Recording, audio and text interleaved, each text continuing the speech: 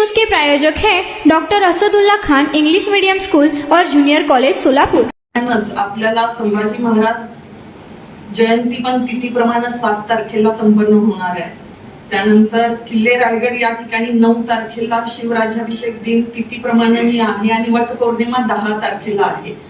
जरी बकरी ईद 7 तारखेला असली तरी बासी आणि तिसी ईदच्या निमित्तानं कुर्बानी या नंतर पण दिल्या जातात आणि संभाजी महाराज जयंती असल्यामुळे आपल्याकडे तसे काही कार्यक्रम तिथीनुसार संपन्न होत नाहीत, परंतु तरी सुद्धा सोशल मीडियावर आपण लक्ष ठेवणं फार गरजेचं आहे। आपल्याकडची जी काही तरुण मुलं आहेत, मशिदीमध्ये या ठिकाणी मौलवी आहेत, जे काही नमाज पढायला तिथं बांधव येतील त्यांना स्ट्रिक्ट सूचना द्या। सोशल मीडियावर ज्या काही पोस्ट होतील त्याला रिॲक्ट होऊ नये कोणी। तुम्हाला जर काही आक्षेपार्ह वाटला तर तुम्ही येऊन तात्काळ पोलीस स्टेशनला तक्रार द्या, परंतु एखादी पोस्ट आली आहे त्याला रिॲक्शन देणं, प्रतिक्रिया देणं याच्यामधून कायदा सुव्यवस्था बिघडू शकते। त्यामुळे कोणताही कायदा सुव्यवस्थेचा प्रश्न निर्माण होणार नाही अशा पद्धतीने आपलं वर्तन असायला पाहिजे।